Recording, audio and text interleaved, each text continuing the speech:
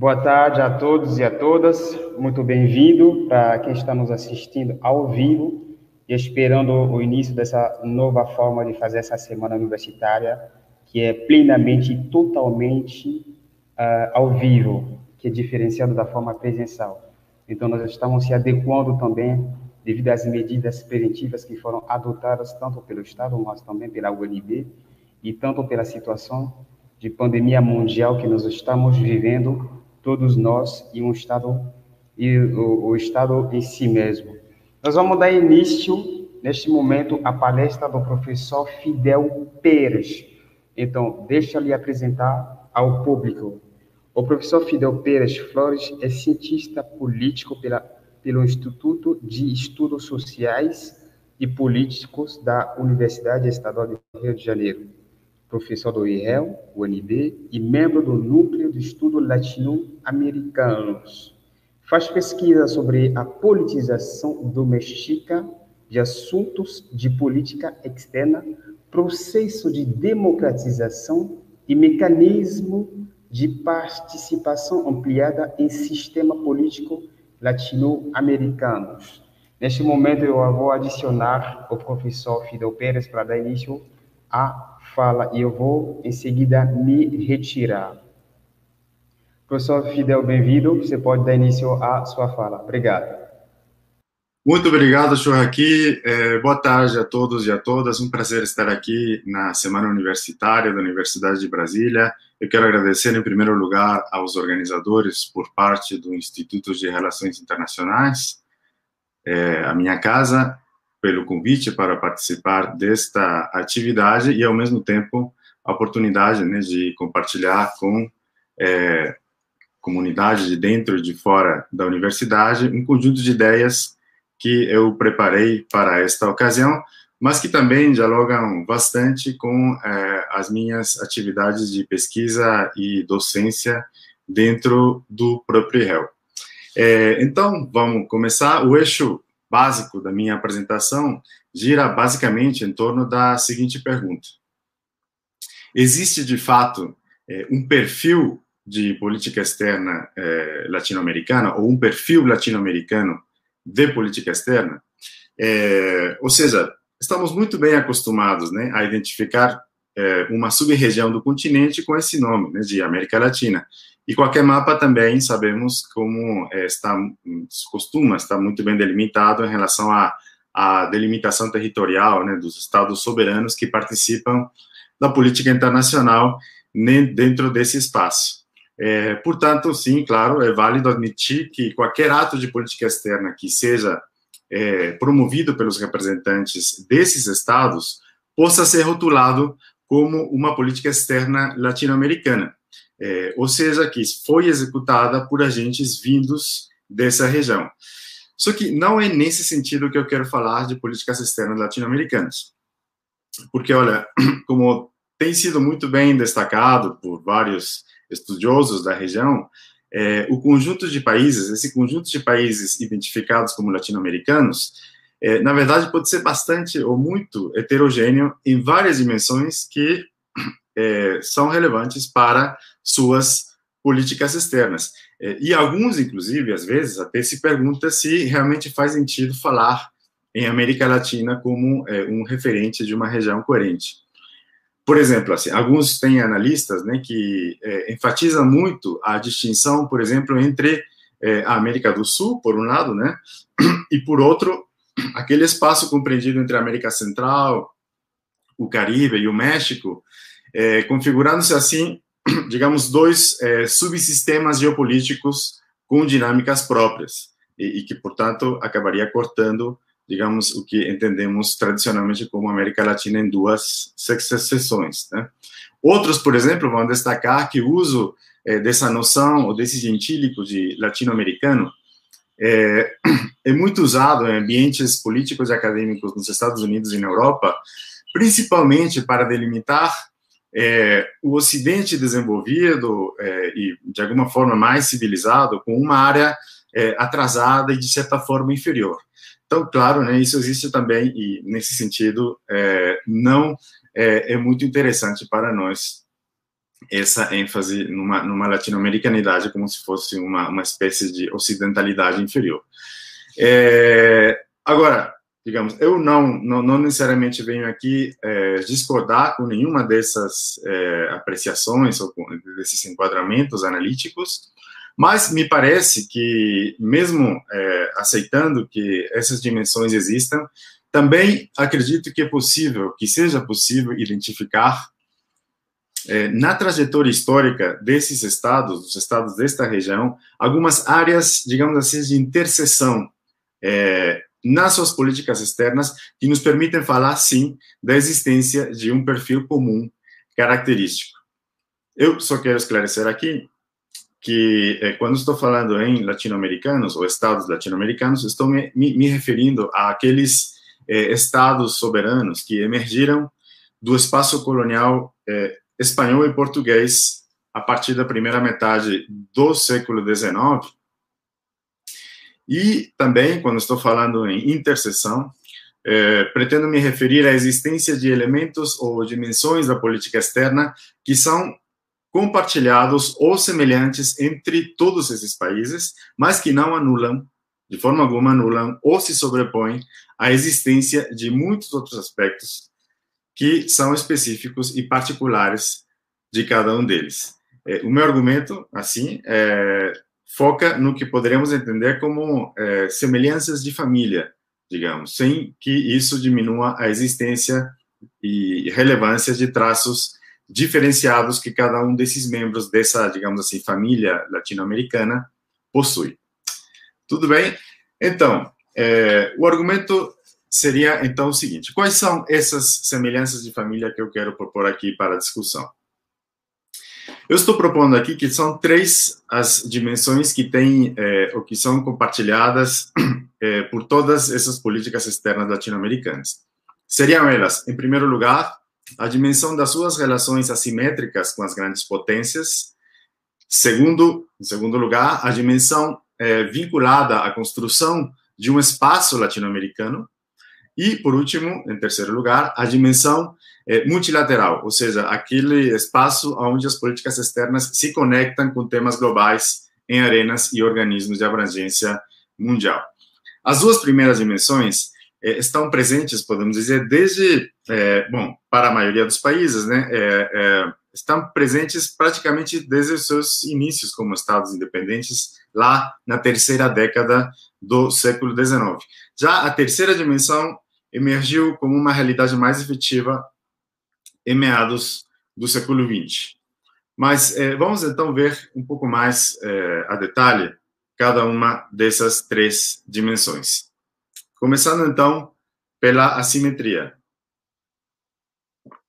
Aqui estamos falando de uma dimensão que lida com as relações assimétricas, ou seja, os temas de política externa vinculados com o desafio de lidar com as principais potências do sistema internacional. É claro que também, dentro da região, existem relações assimétricas entre os próprios países latino-americanos. Por exemplo, a relação Brasil com Bolívia, ou México com Guatemala, enfim, são relações assimétricas em si mesmas. Mas não é o foco que eu estou querendo destacar. Aqui o foco desta dimensão é das relações assimétricas com os mais fortes do sistema internacional, e, nesse sentido, todos os países latino-americanos, de alguma forma, têm, já que todos eles, de qualquer forma, desde o início, já nasceram como estados periféricos, relativamente frágeis, e em um ambiente onde os recursos de poder, como hoje, estavam concentrados em poucos agentes políticos, econômicos e militares. Então, ao longo, se a gente considera, né, o período de quase 200 anos de existência desses estados latino-americanos, podemos observar que essa simetria tem se verificado principalmente em relação a outros países como Espanha, Inglaterra, França, Estados Unidos e agora, claramente, a China também. Então, a construção de parâmetros de convivência aceitáveis com essas potências foi, desde o início, uma parte muito importante da sua sobrevivência e viabilidade como Estados soberanos. Então, aí os países latino-americanos, né, acabam enfrentando, ou tomando, através de seus governos, decisões que configuram distintas formas de enfrentar esse desafio, mas todas essas distintas formas, eu diria que podemos situá-las, cada uma dessas experiências históricas, dentro de talvez uma linha contínua, né, onde temos desde situações que vão do confronto aberto, o desafio ou a resistência, até um outro extremo, onde temos tentativas de maior convergência ou alinhamento com essas potências. Essa seria a primeira dimensão. A segunda dimensão, aqui, diz respeito às relações dentro da própria região, e que é para a construção de um espaço latino-americano. Vocês poderiam dizer, bom, a princípio parece que não é nada fora do comum, né, dizer que é importante para a política externa de qualquer país o que acontece com a vizinhança. E essas relações com a vizinhança podem estar também pautadas por laços mais cooperativos, ou de interdependência, ou então pela indiferença ou pelo conflito aberto. Bom, tudo isso tem, claro, no âmbito latino-americano. Mas aqui, na verdade, eu não estou falando dessas relações apenas com os vizinhos imediatos. A ideia de que as sociedades constituídas no âmbito do que foi, né, o espaço colonial espanhol, principalmente no continente americano, e a ideia de que essas entidades deveriam, ou essas sociedades, na verdade, né, ainda no período colonial, deveriam operar sob formas de autogoverno mais explícitas e caminhando de acordo com um horizonte de objetivos comuns, aparece com bastante força, ainda durante o período colonial, pelo menos desde a segunda metade do século XVIII, né?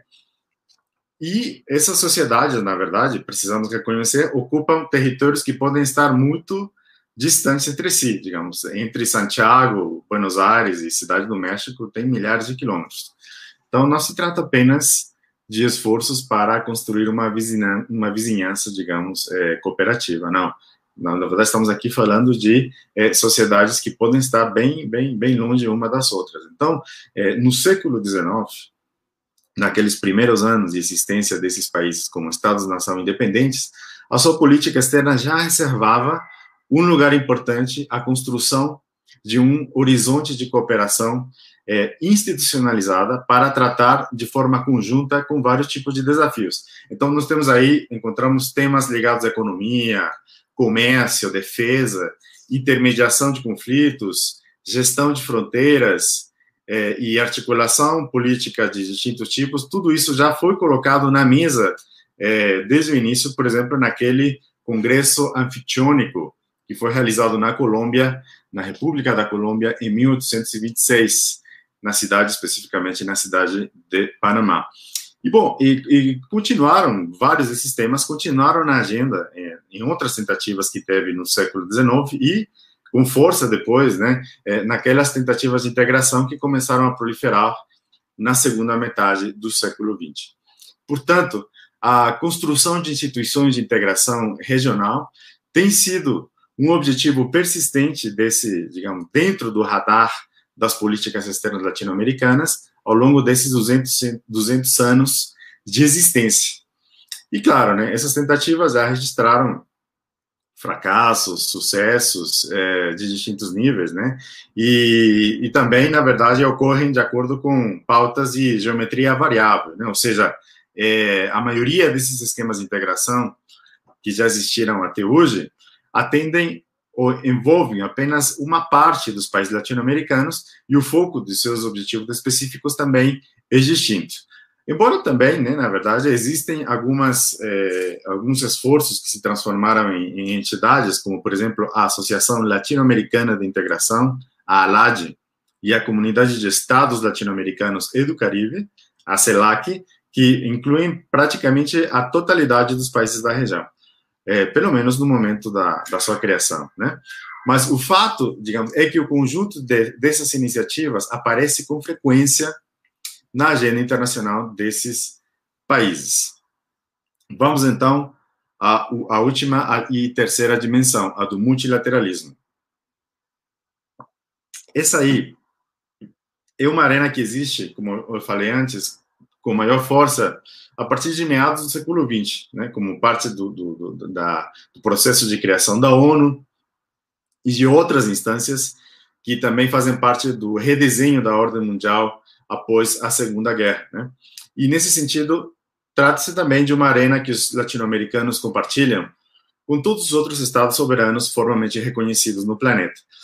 Só que a relevância para os países latino-americanos desta dimensão, assim como também para outros países periféricos, é que, por um lado, o multilateralismo acaba criando uma via de acesso a fórum de discussão sobre assuntos da agenda global e, por outro, também é uma forma de atenuação da relação assimétrica com as grandes potências. Então, por exemplo, como fórum de participação na agenda global, instâncias como a Assembleia Geral da ONU e todos os distintos conselhos e agências temáticas, né, que estão nessa órbita, oferecem, de fato, um palco para a expressão de posições e iniciativas sobre os mais diversos assuntos de relevância global.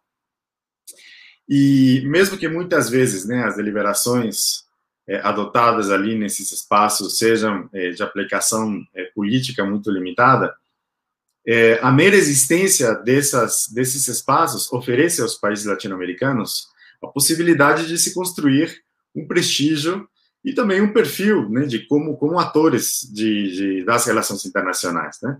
E, às vezes, também até derrotar as posições das grandes potências que chegam a ser discutidas e submetidas à votação nesses espaços.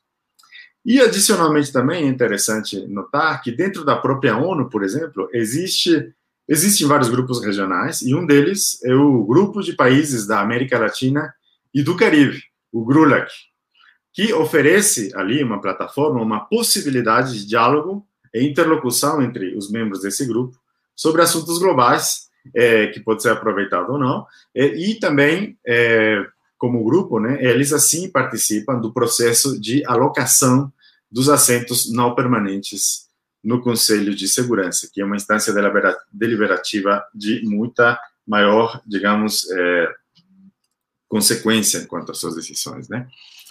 Então, é claro que as posições específicas que cada um dos países, dos governos que estão ali representando seus países, adotam nesses fóruns varia muito, né?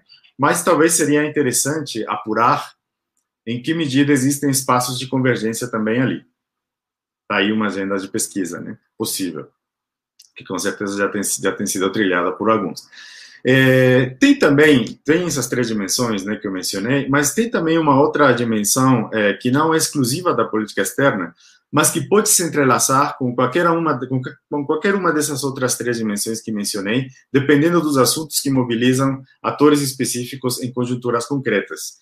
Estou falando aqui dos temas ou das questões ligadas ao desenvolvimento econômico, que então poderíamos considerar como uma espécie de eixo transversal, que pode aparecer atrelado tanto aos desafios das relações assimétricas com as potências, a primeira dimensão, ou aos esforços de construção de um espaço latino-americano, ou então a forma como se desenrola a participação nos fóruns multilaterais. Todos os países latino-americanos, né, afinal das contas, pertencem ao grande grupo de países periféricos, e alguns até mesmo podem figurar assim, como na categoria de países intermediários ou de países de renda média, né? Mas, de qualquer forma, todos eles estão atravessados por problemas de desigualdade, de inserção subordinada nas cadeias globais de valor, e, nessa condição, parte de suas agendas de política externa está muito frequentemente vinculada a promover algum tipo de iniciativa para superar esse patamar. Tudo bem? Então, propus aqui para vocês que existe sim um perfil de política externa em função de três dimensões, que podemos considerar como espaços de interseção das agendas de política externa latino-americanas, consideradas, inclusive, a partir do espectro temporal mais amplo possível, ou seja, nesse espaço de 200 anos. São a dimensão da simetria com as grandes potências, a dimensão ligada à construção de um espaço latino-americano e o multilateralismo. Ou seja, essas dimensões servem, de alguma forma, por um lado, para contribuir a esse debate, né, sobre se faz sentido ou não falar em América Latina, e então, a partir dali, eu defendo que faz sentido em algumas dessas dimensões, e que, portanto, podemos sim falar dessa noção como uma noção válida para se falar de uma região e mapear os perfis de política externa desses países nas relações internacionais contemporâneas. Mas também, uma das vantagens, me parece, né, de contar com esse mapeamento de, como eu falei, né, de semelhanças de família que estou propondo, é que nós podemos utilizá-los como uma ferramenta útil para pautar agendas de pesquisa empírica. Perguntas como, por exemplo, que fatores fazem com que a política externa de um país latino-americano seja mais desafiadora ou então convergente nas suas relações bilaterais com as potências do sistema internacional? O que faz com que uma experiência histórica situe um país mais próximo de um dos polos dessa linha contínua que eu falei? Ou então, por exemplo, que fatores são relevantes para explicar o seu sucesso ou fracasso em lidar com essas potências do sistema internacional, né? Ou então, por exemplo, por que alguns governos são mais interessados em contribuir à construção de arranjos de integração latino-americana do que outros? Ou o que explica, né, o relativo sucesso ou fracasso das distintas tentativas de integração que já existiram ou existem nesta região? E assim, claro, né, várias outras perguntas possíveis que podem apontar para categorizar e descrever essas dinâmicas, ou uma parte, pelo menos, né, das dinâmicas regionais e das políticas externas desses países, e então construir agendas de pesquisa concreta. Mas, claro, né, que isso aqui são considerações que ficam abertas para a discussão, o diálogo, e eu fico aqui, então, disponível para ampliar a nossa interlocução nesse sentido, se tiverem perguntas nessa direção. Eu agradeço, então, aos organizadores da Semana Universitária por permitir a minha exposição aqui hoje. Muito obrigado, professor. Nós que agradecemos pela disponibilidade em poder debater sobre essa temática. Nesse exato momento, nós vamos abrir a sessão das perguntas para permitir maior compreensão da temática e também deixar o professor desenvolver um pouquinho mais e tirar as dúvidas que vão surgir à medida do tempo. Então, antes de receber essas perguntas, eu vou fazendo algumas perguntas para o professor, se não incomodo. Então, professor, essa realidade do contexto latino-americano está sendo uma realidade bem desafiadora no sentido de o Brasil, por exemplo, é um país que fala português e a maioria dos países ao redor do Brasil são países que falam espanhol. Você acha que haverá uma dificuldade até uma simetria multilateral bastante, eu vou dizer, melhor relacionando a essas línguas? Será que essas línguas são eixos que vão, em certos momentos, impedir essa boa colaboração entre esses países? Sim, senhor, aqui obrigado pela sua pergunta, porque é muito interessante justamente pensar o caso do Brasil, né? Nós estamos no Brasil, e não só por nós estarmos aqui, mas é um país que tem um território e uma população bastante relevantes dentro do que estamos considerando a América Latina, e sempre se coloca essa questão sobre em que medida o Brasil se sentiria confortável, se fluiria, digamos, a relação com os outros vizinhos latino-americanos, dada essa diferença, a princípio, linguística, né? Bom, então, eu diria o seguinte, me parece que não, ao longo, eu estou propondo aqui considerarmos esses 200 anos, né, de trajetória, não apenas episódios específicos, mas olhar para o que aconteceu nessa perspectiva histórica mais ampla. Então, acho que precisamos reconhecer, em primeiro lugar, que, de fato, todo esse acúmulo, digamos assim, de iniciativas orientadas para a institucionalização de um horizonte cooperativo regional iniciou, de fato, teve um impulso muito mais forte do lado, digamos assim, hispano-americano. foi, a princípio, imaginado como uma comunidade de ex-colônias hispano-americanas, digamos assim. Inclusive, se falava muito mais em hispano-americano.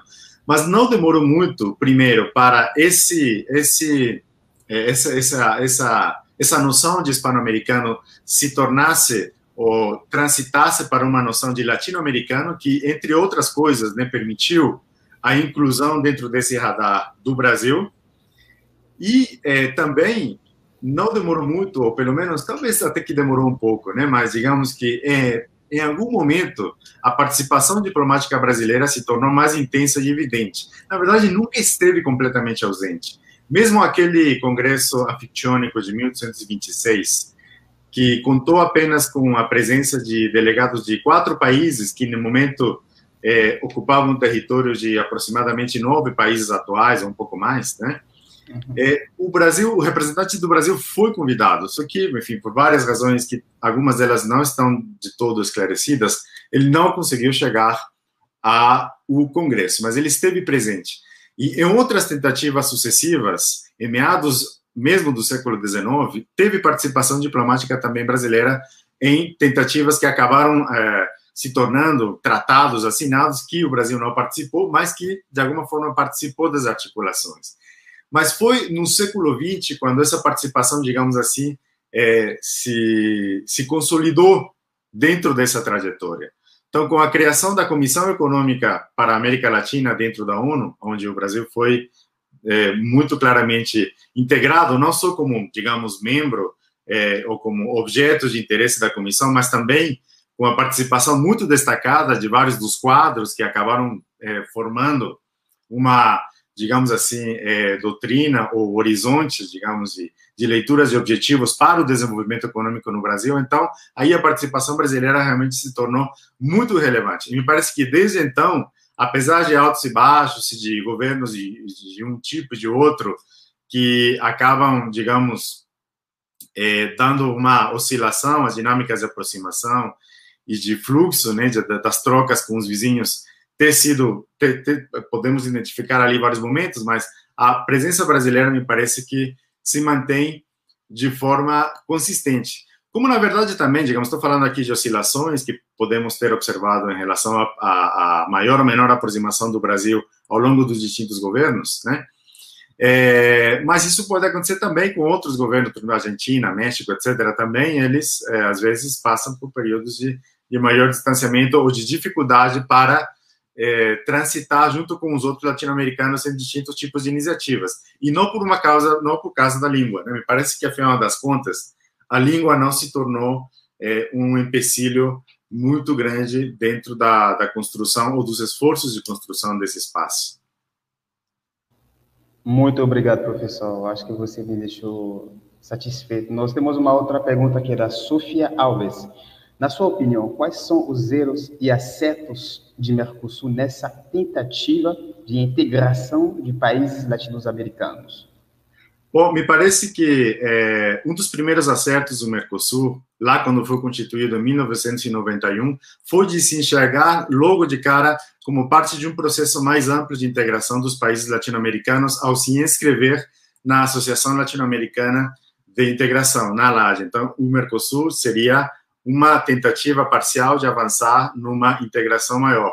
E depois, me parece que nos primeiros anos, dentro do Mercosul, se conseguiu uma intensificação das trocas comerciais de forma muito importante. Então, eu acho que isso terminou por trazer uma densidade às trocas entre os países e entre as sociedades que antes talvez não existia.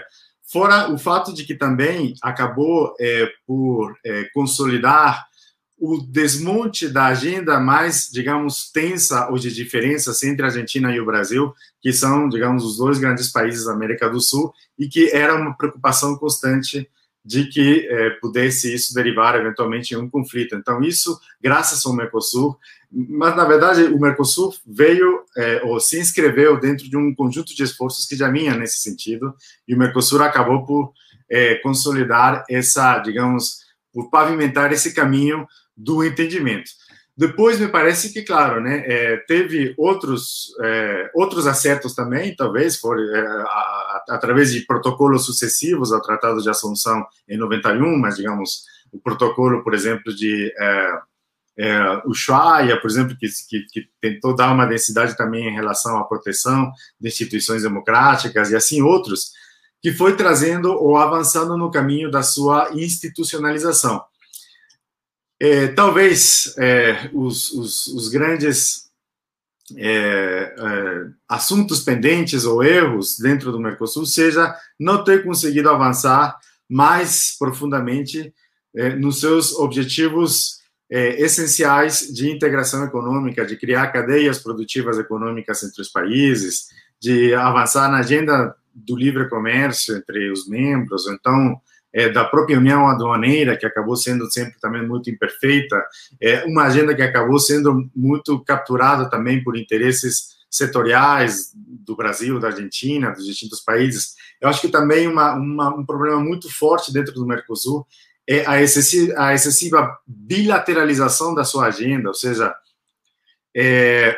os sócios menores, como Paraguai e Uruguai, me parece que acabam sendo preteridos, a maioria das vezes, nos temas na discussão substantiva, então acaba parecendo que é um bloco mais bilateral do que efetivamente entre uma região mais ampla. Enfim, eu acho que tem algumas questões que podemos continuar destacando, mas me parece que, contudo, né, o Mercosul acaba, digamos, sendo, ou continua sendo, uma das experiências de integração dentro dessa região latino-americana, que apesar desses todos os seus percalços e dificuldades e fracassos, continua vigente, continua, digamos, sendo um horizonte inescapável das políticas externas de todos os países envolvidos ali na construção desse bloco. Então, digamos, é uma construção que continua tendo que ser levada em conta. Então, isso eu acho que, depois de quase 30 anos, né, de sua criação, acho que não deixa de ser um aspecto digno de nota. Muito obrigado, professor. Nós temos uma outra pergunta que é da Evelyn Apolinária. Obrigado, professor. A segurança internacional também é um tema que tem ganhado força na discussão hoje em dia. É uma afirmação, parece. Aí ela continua dizendo, com relação aos interesses dos Estados Unidos na Venezuela, como você enxerga o Brasil nesse jogo? Esse é um dos temas fundamentais do nosso presente, né? A crise na Venezuela tem se tornado uma crise muito severa, não só para a própria sociedade venezuelana, mas se tornou também uma crise que transborda as fronteiras da Venezuela e é um problema eminentemente regional e crescentemente se torna também um problema que faz parte do tabuleiro geopolítico mundial. E acho que o papel do Brasil ali, nós temos que considerá-lo, ou temos que fazer a leitura histórica desse papel muito a partir do que aconteceu no âmbito da Unasul, que era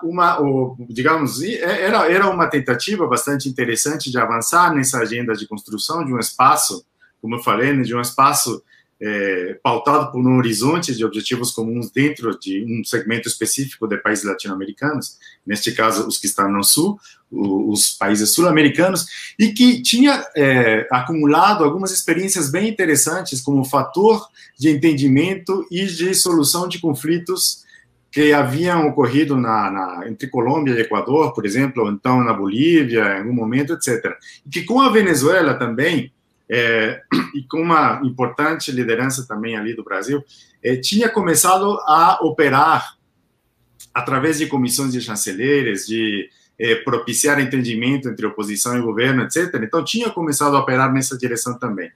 Mas me parece que não houve, infelizmente, um acompanhamento sustentado, sistemático desses esforços. Por vezes pareceu que os governos brasileiros da época, em concreto, durante o período de Dilma Rousseff, pareceu que se preocuparam mais, junto com o governo do Uruguai, quando tinha lá o Mujica, por exemplo, ou até mesmo da Argentina, com Cristina Kirchner, etc., que, digamos, que eram governos que tinham uma interlocução relevante com o governo de Nicolás Maduro, mas eu diria, e isso aqui, digamos, é uma hipótese, uma apreciação, né, que eu proponho para vocês, eles acabaram tendendo mais nessa agenda a privilegiar ações encaminhadas a proteger a integridade do governo de Maduro do que da solução do próprio conflito.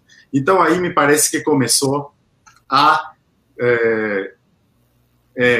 entrar em xeque não só o esforço de mediação e de solução de conflito, mas a própria Unasul. A própria Unasul acabou sendo, provavelmente, fagocitada pela dinâmica desse conflito, ao ponto que nós temos hoje, então, uma Unasul praticamente inexistente, né, com a saída praticamente de maior parte dos países que também têm o maior PIB e a maior capacidade de articulação política dentro desse bloco. Então, me parece que o papel do Brasil foi contrário, afinal das contas, ao objetivo de propiciar não só uma solução do conflito frutífera dentro da Venezuela, como de fortalecer os mecanismos regionais que estavam sendo construídos. Depois, com a entrada do governo atual, me parece que, enfim, adotou-se, digamos, já mais claramente uma agenda, não de solução de conflito pela mediação, mas pela tomada de posição com apenas uma das partes,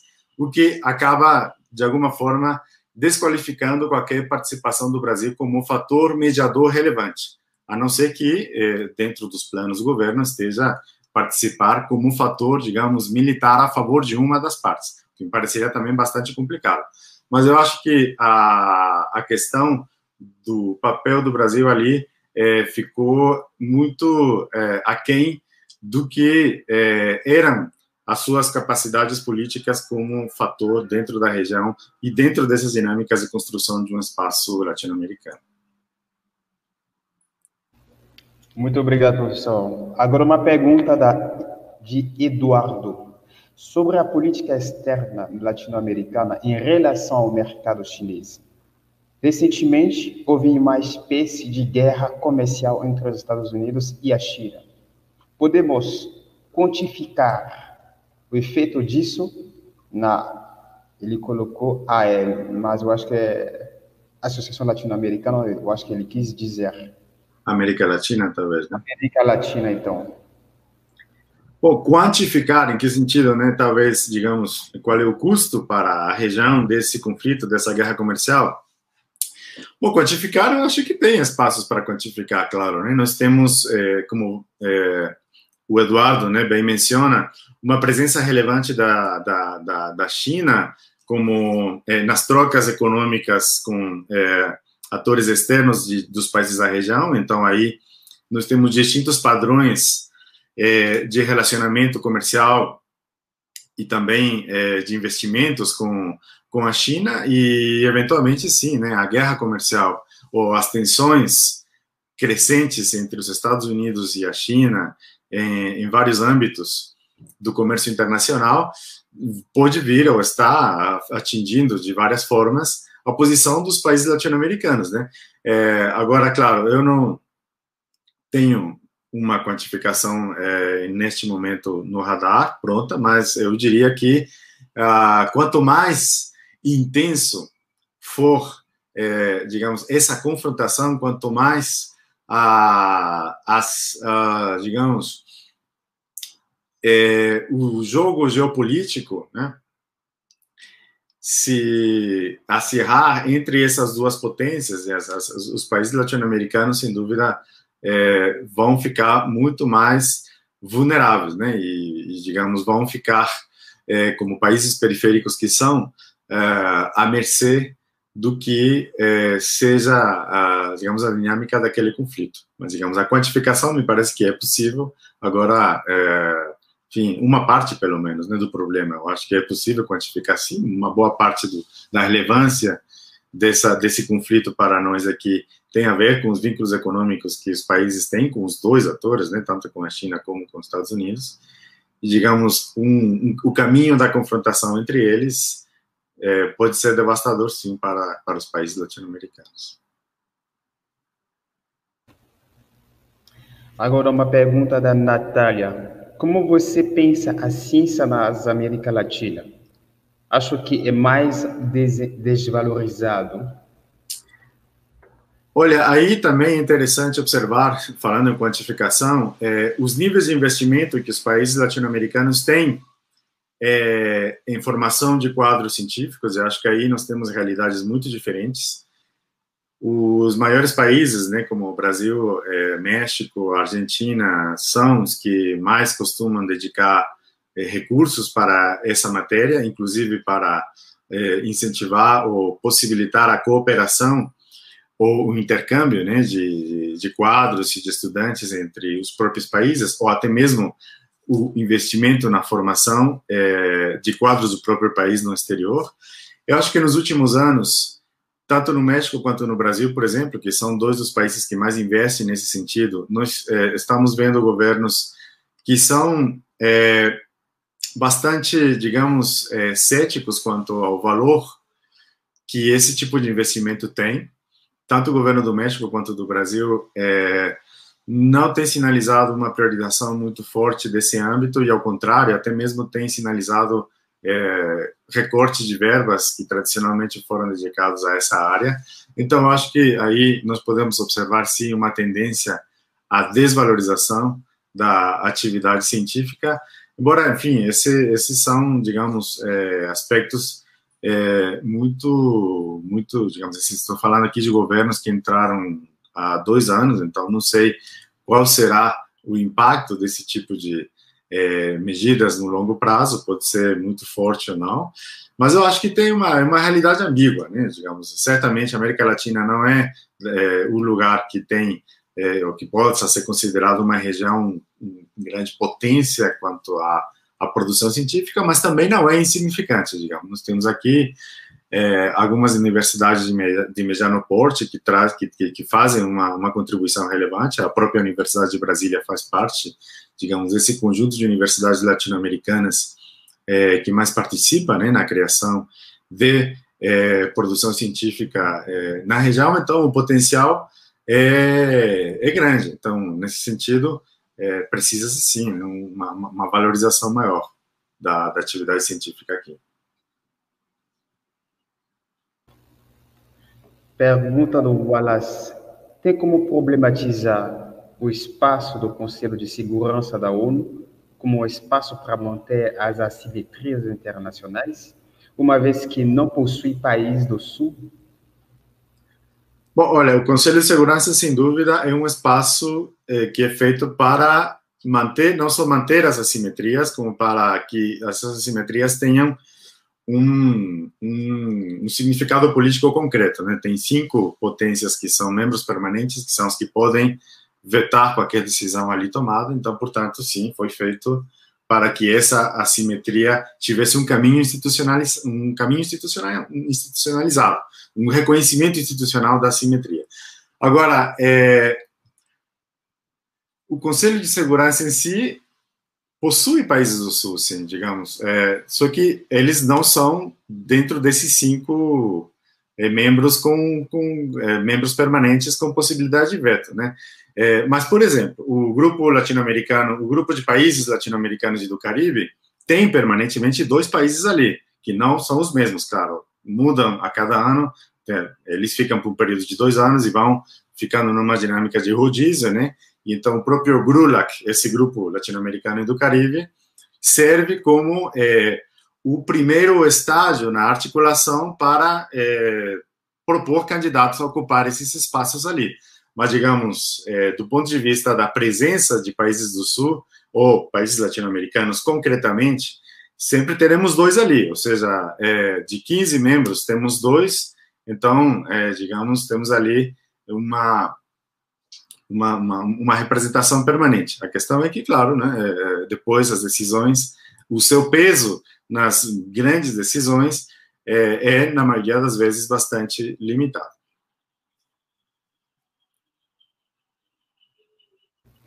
Pergunta do Felipe Lima: professor, a vulnerabilidade, a influência estrangeira na América Latina pode ser apontada como um fator majoritário que dificulta o processo de integração na região?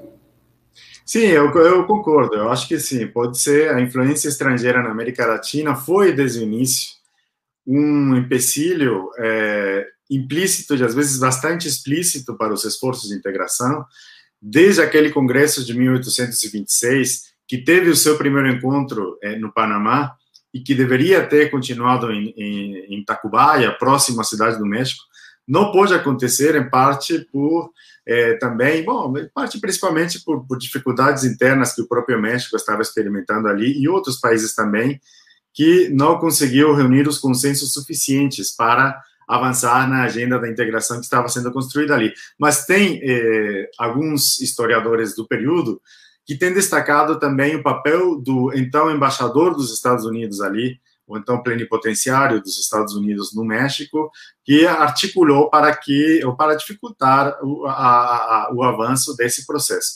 E assim, várias outras experiências podemos apontar como aonde fatores externos, ou digamos, seja por causa dos agentes concretos que tentam dificultar o processo, ou porque estruturalmente também, digamos, os países não têm necessariamente esse fluxo de interdependências que pressuporia uma maior integração entre os países, né?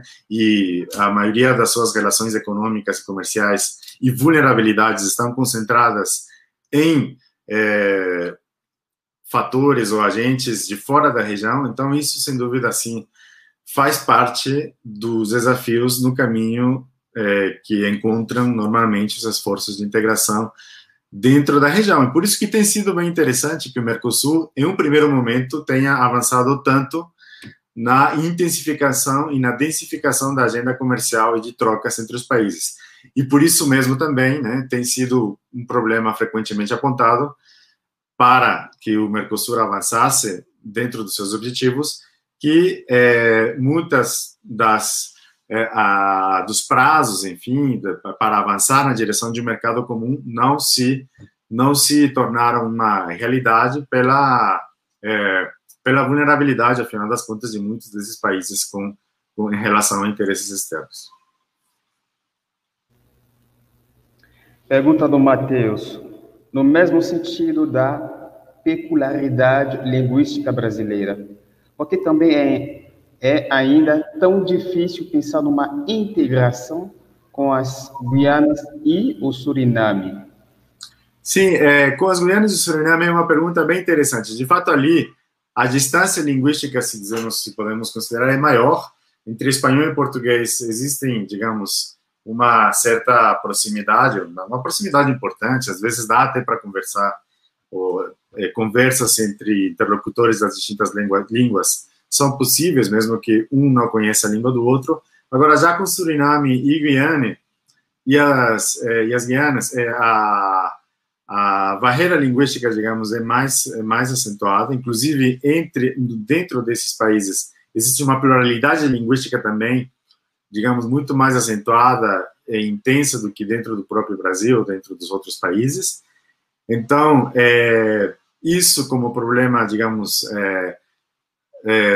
de entendimento poderia ser um pouquinho mais evidente, mas não sei se seja necessariamente esse o aspecto que está colocando uma maior dificuldade. Assim. Não sei, Guiana e Suriname, bom, são nações que conquistaram o seu status, né, de estados soberanos há um tempo relativamente recente, na verdade, né, então nos anos 70 do século passado.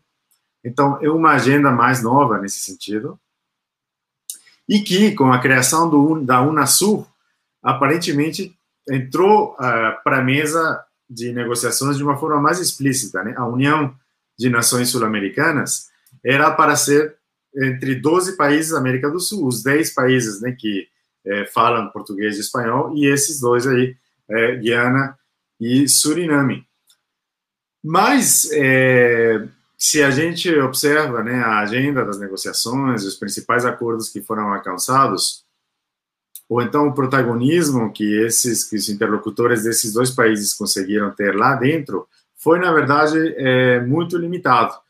Então, eu diria que essas barreiras linguísticas podem, a princípio, representar uma dificuldade, aparentemente, né, importante, mas eu acho que teríamos que buscar um pouco mais, né, em outros níveis também, né, em que medida existe, de fato, uma, digamos, interdependência, um fluxo social entre essas nações e o Brasil, ou em que medida existem desconfianças acumuladas de tempos atrás. Não sei até que ponto nesses países observam com um certo receio as iniciativas do gigante, do vizinho tão gigante, etc. Então, eu não tenho, digamos agora, uma resposta definitiva, mas eu diria que para além da questão linguística, eu acho que tem outros aspectos que também podemos explorar para sabermos o que está impedindo uma agenda mais densa de integração com esses dois países. Pergunta da Camila, professor. Ela diz: professor, existe alguma obras que o senhor indica para conhecer melhor a política externa dos países latino-americanos?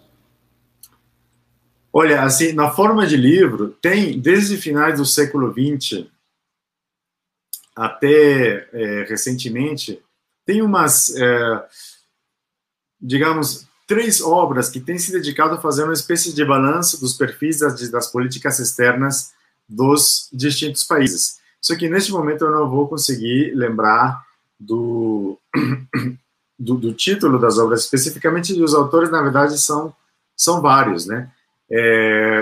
Então, mas o que acontece? Que essas obras, muitas vezes, são compilações de artigos individuais de artigos individuais no sentido de artigos sobre casos individuais. Então, você tem um livro, né, que se chama Políticas Externas Latino-Americanas, e que reúne capítulos independentes entre si, cada um deles sobre a política externa do Panamá, a política externa da Argentina, a política externa da Guatemala, a política externa de Cuba, etc. E que, na verdade, não são tão integradoras, digamos, de uma ideia, né, apenas, mas são interessantes, sim, para conhecer, digamos, qual que é o balanço, em um determinado momento, do perfil dessas políticas externas.